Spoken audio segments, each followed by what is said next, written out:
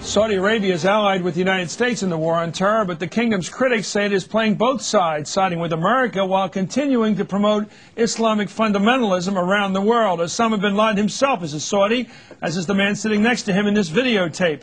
And if the Saudi royal family is with America, some question where the rest of the country falls. Fareed Zakaria writes in Newsweek, quote, "If elections had been held last month in Saudi Arabia with King Fahd and Osama bin Laden on the ballot, I would not bet too heavily on His Royal Highness's fortunes." Prince Bandar bin Sultan is the Saudi ambassador to the United States. Prince Bandar, thank you, sir, for joining us tonight. Thank you, Chris. You're great to come on. You were watching the program Friday night, and you wanted to take issue with something we reported. I believe it was from a Andrea Mitchell report that showed that in your country, the televised report of the videotape of Osama bin Laden bragging, in a sense, about his knowledge beforehand of the horrible destruction of September 11th was not really broadcast on your official Saudi Arabian television, but only the criticisms made of it. And then I saw in the paper this weekend that the Associated Press is reporting that your government has still not decided whether to show the tape of Osama bin Laden bragging about blowing up the World Trade Centers and the Pentagon. What do you make of that decision, and why does your government still not want to show that tape which incriminates Osama bin Laden? Chris, I think if these reports are true, shame on Saudi Arabia. Truth is, on the day of the airing of the tape of bin Laden, it was shown in Saudi Arabia 3 times, in the main news, and twice afterward. 3 times. Well, why did the official spokesman for Saudi Arabian television say over the weekend that they had no plans to air it? Again, they are not plans to air it again, but they aired it 3 times when it first came out. That's number one. Number two, that late afternoon that day, we issued a statement that can't be more stronger. But more important than all of this, common sense tells us that bin Laden is not big news in Saudi Arabia as a terrorist. You know why? Because we knew he was a terrorist before the 11th of September. He was stripped from his nationality, his people were chased, his people were behind the attack that killed 5 American soldiers in Saudi Arabia 4 or 5 years ago.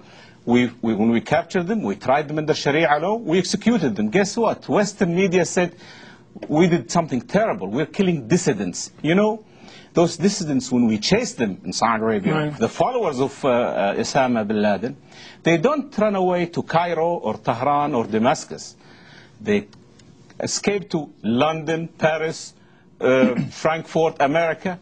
On the 10th of September, most of those people were called dissidents. On the 12th, they were called terrorists. Well, let me tell you why they're terrorists, because 15 people from your country blew up our World Trade Center and our Pentagon. If 15 Americans had gone to Saudi Arabia and blown up your iconic places like the World Trade Center and the equivalent of the pyramids or something like that over there, you would be wanting to know why those people did it, and you'd want our government to tell us why they did it. Has your government dug into who these 15 people are and why they did it to us, what they did to us on September 11th? But, Chris, you just proved my point. You cannot take yes for an answer. I'm saying we called them terrorists before 11 September. You called them dissident. After the 11th of September, the same people became terrorists to you. You switched their category from dissident to terrorist. For us, they are terrorists. When you say bin Laden in Saudi Arabia, people say, yes, that renegade, that bad guy. Therefore, bin Laden or the 15 people who were in the airplane, or people who follow them or support them, they are not just terrorists after what they did on the 11th of September. They are evil, Chris. But if they're evil and they're dissidents in your country, why don't they blow up your country, their own country? Why do they come here and blow up ours? They tried to do that in Saudi Arabia many times. Touch wood that they didn't succeed as big as they did in the United States, but they attacked people, they exploded bombs in Saudi Arabia. So we were after them. We were after them. And what we don't understand is why bin Laden, who comes from a royal family, was like coming from the Rockefellers in this country. All right, it's a good comparison, isn't it? It is a good comparison, okay, but a renegade one. But he's a renegade. Yes. But why doesn't his family go after him? Why doesn't the family? Why don't you freeze the assets of all the wealthy Saudis who are giving money to these types of organizations? This is the tragedy, and you have to forgive me. American media is either lazy or ignorant. This man, his family froze his assets.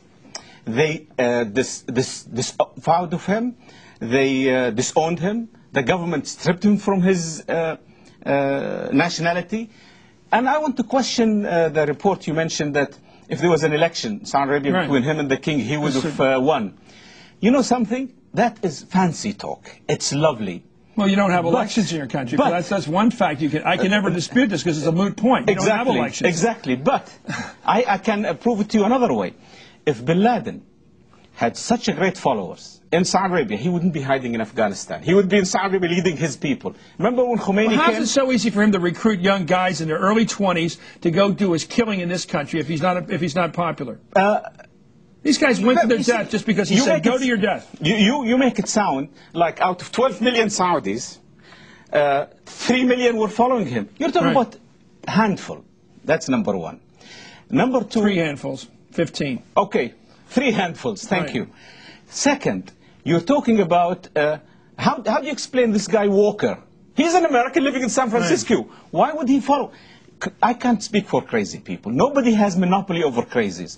And Saudi people take offense when people say Islamic terrorists. Rabin was not killed, Prime Minister Rabin of Israel was not killed by an Islamic terrorist. He was a Jewish religious guy. IRA are not Muslims, they are terrorists. McVeigh, can you imagine after McVeigh's death, after McVeigh blew up those 200 Americans in Oklahoma, if I came and said, all blue eyes, blondes, who were veterans, are terrorists. Well, you know what I say to you? As the nuns taught me, that will include you, Chris. Two wrongs don't make a right. You're right. In this case, let me ask you. We are condemning what happened. You guys are refusing to accept us. Let me tell you, as bad as the IRA is, and even worse, the NORAID crowd that give them the money from this and the bars in North America, as bad as the Basques are, as bad as Ergun and the Stern Gang were, they never blew up the World Trade Center, never blew up our Pentagon. Right. The Islamic fundamentalists did it. Where is this? I want you to explain why these people are so angry at your country that they come over here and blow up our country.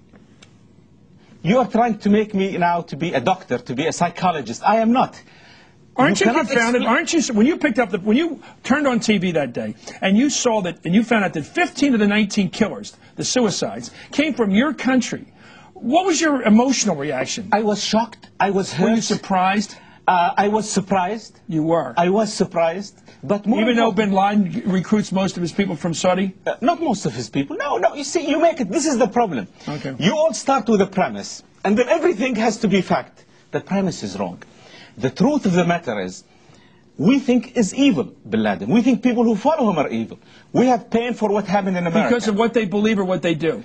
Because what they believe and what they did. Okay, according to the New York Times, official Saudi school books teach, quote, one of the major requirements in hating the infidels and being hostile to them is ignoring their rituals and their festivities. Saudi textbooks teach hate of the West, don't they? That is not true.